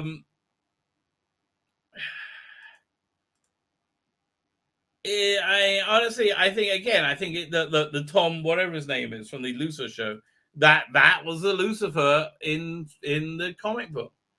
I don't know. Maybe they made it into a different character. I doubt it. Right? I doubt it. They made it into a different character. I don't know. But the thing is, he said, "Look, I've been fighting off shitty version of Sandman for 20 years. I understand that we're in publishing, and you're just horribly woke. It's just who you are." Then some zombie movie. I'm not interested in any of this. Like I have like Bug's Life. When's this coming out? Resident Evil on Netflix on July 14th. Okay. Didn't really like the movie or the TV show or the game. I don't know. Maybe I'll watch it. Okay, finally a little bit of magic, but it's been done to death, right? I've read about the Dalek movies restoration. I still can't get them on download, right? That's kind of annoying me. 1 second. Doink. There we go. Let me just take this off. But okay, so they got one. This is the only feature I would vaguely read. Written by Ian Berriman with Peter Cushing starring in the Dalek movies in newly saw 4K. We talked to assistant director Anthony Wayne. Well, actually, sounds how you made something interesting kind of boring. So that's good for you. Okay. So then they have a retrospective on Children of the Damned, and I guess you see the different version of it. Maybe it talks about the late. I still haven't seen the latest TV version of it. And they have a quick interview with the guy who plays the Deep, who's like, "I'm stuck. It's so lucky." Yeah, you just got lucky, mate. Jurassic Park, don't really care. It's a new Jurassic Park ride. Let me see what this is. Children of the Damned. Universal Studios theme park are changing the game with movie rides. We took a trip on Jurassic World Velo Coaster. I mean, I do find this stuff interesting, right? But it does feel like filler. An author or books I haven't read. Then, the reviews is what everybody always turns to. Thor: Love and Thunder. Oh, God. It looks like crap. It just looks like it's going to be crap. And all the reviews basically say that. Lightyear, they managed to give it 3 stars. Well done. Obi-Wan Kenobi. How did that get 4.5 stars? Let me just read that review quickly. What? I don't understand. Zoom in. Hang on. 4.5 stars. Han Solo was famously skeptical about hokey religions and ancient weapons, but when it comes to Star Wars spin-offs, there's no question Obi-Wan Kenobi has the upper hand.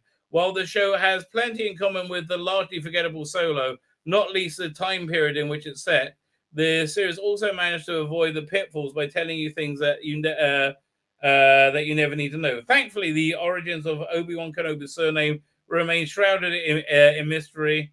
The story of redemption for both the eponymous hero.